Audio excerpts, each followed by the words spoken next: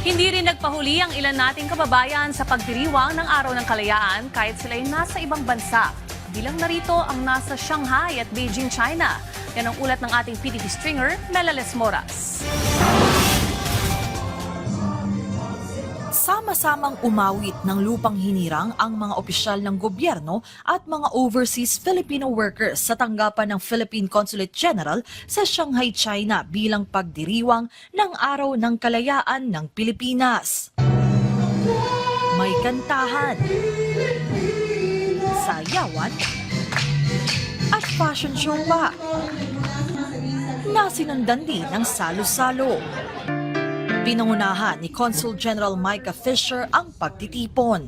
Actually, yung Independence Day namin, we claim the whole month of June, Independence Month. So it's very important to remember, to stop, remember, even while we're working, how far we have come as a nation and how much more we can do.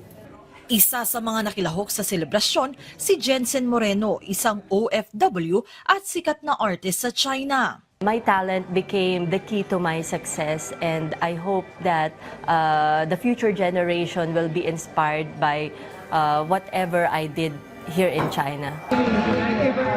Bago yan, una na rin nagdiwang ng Araw ng Kalayaan ang Philippine Embassy in China sa Beijing, kung saan ipinalabas din ang mensahe ni Pangulong Ferdinand R. Marcos Jr.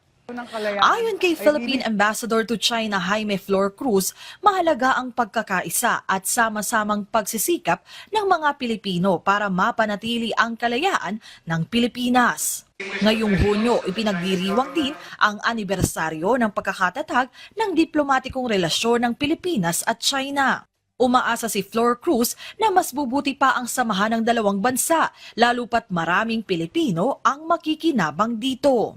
Marami sa mga Pilipino dito sa China ay nakakuha ng magandang trabaho, magandang relasyon sa kanilang pinagtatrabahuhan at maganda ang imahe ng mga Pilipino dito sa China.